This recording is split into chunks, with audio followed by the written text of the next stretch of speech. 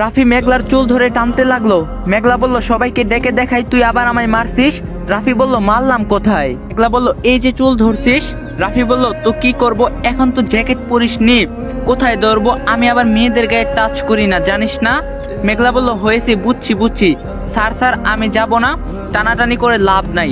রাফি বলল, তোকে আমি মেরে ফেলবো বলে দিলাম, এসব আর নিতে পারছি না, ভালোই লাগছে না, ঘর থেকে বেরিয়ে যা। মেঘলা বলল, প্রতিদিন তো আসতেই বলছিলি, আজ না হয় আসলাম, তাও বিদায় করে দিচ্ছিস? ঠিক আছে, চলে যাচ্ছি। রাফি বলল, আমি কি চলে যেতে বলছি? অন্য ঘরে যা, মিলি বা নেহার সাথে ঘুমা গিয়ে। মেঘলা বলল, না থাক, আমি বরং হোস্টেলে চলে যাই। রাফি বলল, রাত হয়ে গিয়েছে, পাগলামি করিস না, যেতে হবে না, ওদের সাথে গল্প কর গিয়ে। মেঘলা বলল, না থাকবো না, নাবিল ভাইকে বলে দেখি, যদি নিয়ে যায়, না গেলে আমি একাই যেতে পারবো। রাফি বলল, এত রাগ কেন হচ্ছ? আচ্ছা, আজ যে তুই আমার কথায় বিচার দিলি, আমি যদি বলে দিতাম তুই কতগুলা প্রেম করছিস আর আজ কি করতে চেয়েছিলি, তাহলে কি হতো? মেঘলা বলল, তুই বলবি না, আমি জানি।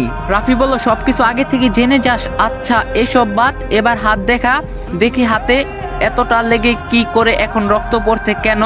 মেঘলা বলল, না দেখতে হবে না। রাফি বলল, দেখা বলছি বলেই হাত টেনে আনলো, কিন্তু দেখার পর রাফির মেজাজ খারাপ হয়ে গেল। সাথে সাথে রাফি টস টস করে 2টা থাপ্পড় মারলো মেঘলাকে। মেঘলা বলল, আহ।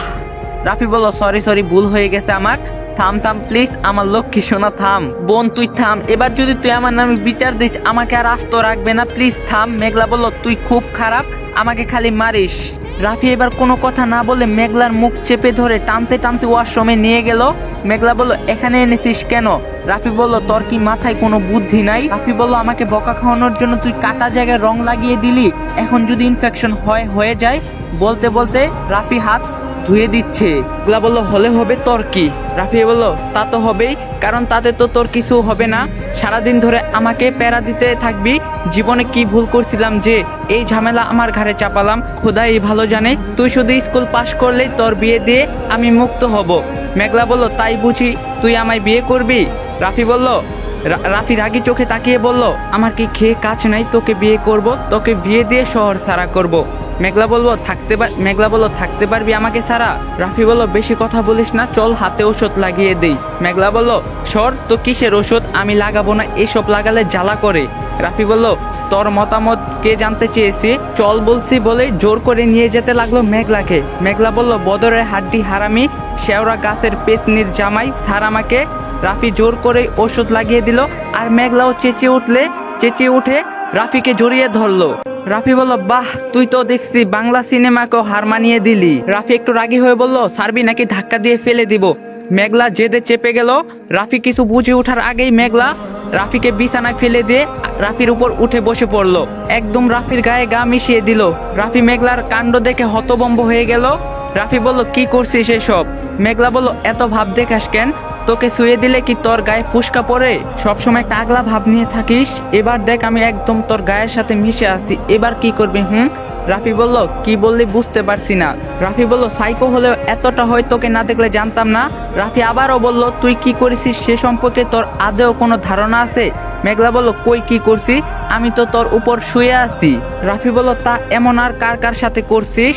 মেঘলা বলল, তুই ছাড়া কেউ এত ভাব দেখায় না, তাই আর কারোর সাথে করিনি, তোর সাথেই করছি। রাফি বলল, সর মেঘলা, কেউ দেখলে মান সম্মান থাকবে না।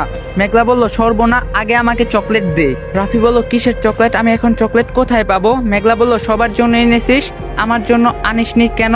তাই তোকে ছাড়বো না। রাফি বলল, আচ্ছা স্যার, আমি বাইরে গিয়ে এনে দিচ্ছি। মেঘলা বলল, না, আমার তখনকার চকলেটই চাই, না তা না হলে তোকে আমি ছাড়বই না। বুঝছি তোকে পাবনা পাঠাতে হবে, তাই আজকে আমি ফুপির সাথে কথা বলবো এই ব্যাপারে। মেঘলা বলল, আবার বাজে কথা বলছিস, ভালোভাবে চকলেট দে, না হলে আমি একেবারে সবাইকে ডাকবো। বলেই ডাকতে শুরু করলো, ছোট মা। তখন রাফি কি করবে বুঝতে না পেরে তাড়াতাড়ি করে নিজের পকেট থেকে চকলেট বের করে মেঘলাকে দিল।